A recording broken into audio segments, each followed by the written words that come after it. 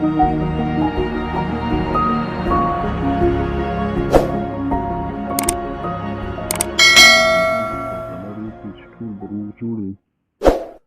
په نننۍ ویډیو کې موږ تاسو ته ښیو چې څنګه کولی شو که چېرته یو نامعلوم نمبر نه زنګ راشي او د دغه نمبر متعلق چې څومره معلومات دي دغه را پیدا کړو. مثلا په دې نمبر فیسبوک اکاونټ جوړ شوی، واتساپ لري، یا په نور سوشل میډیا کې څومره اپلیکیشنو کې چې دا نمبر ورکړی یا لوکیشن معلومول دي. نو په نننۍ ویډیو کې په دغه طریقو باندې کار کوو.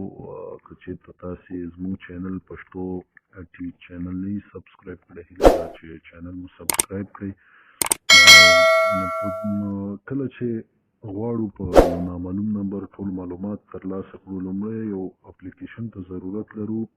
هغه اپلیکیشن په پلی سټور کې په فری باندې ډاونلوډېږي. په پلی سټور کې به تاسې دغه آیکان سیلر آی ډي انسټیم لاکر کله چې دغه سرچ کړئ نو په اول سر کې همدغه اپلیکیشن راځي، تاسې ته هغه آیکان هم ښکاري. نو همدغه اپلیکیشن ډاونلوډ کړئ. دا چې ما ډاونلوډ کړی دی نو په اوپن باندې کلیک کوم. مخکې له دې چې دا اوپن کړو، هغه نمبر چې مثلا نامعلوم نمبر دی، ما ته پې زنګ راغلی، زه غواړم هغه را پیدا کړم. دغه نمبر باندې فکر وکړه، ما ته زنګ راغلی دی، زه غواړم دې معلومات پیدا کړم. نو اول کې دا کریټ نیو کانټاکټ دا هغه کوو، زه باید ځان سره ثبت کړم. مثلا زه یې په ثبتوم نمبر نامعلوم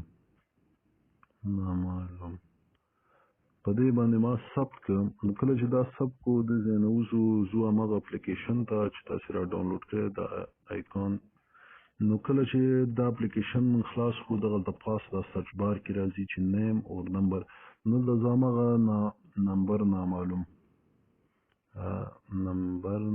ګوره، دا هغه نمبر چې ما ثبت کړی دی راته راواخیسته. نو زه غواړم دې په باره کې معلومات. ګوره چې کله کلیک پې وکړو، تاسې ته ښکاري چې دلته فیسبوک اکاونټ هم راغی. په همدې نمبر فیسبوک اکاونټ لري، زه په فیسبوک اکاونټ باندې کلیک کوم او ګورم چې دا څوک دی. دا ګوره د فیسبوک یې ما ته را خلاص کړ، دا زما ملګری دی خو نمبر یې ما سره ثبت نه و. دا دی اوس ما ته معلومات وشو چې څوک دی، کوم ځای کې چې اوسېږي، لوکیشن او دا ټول.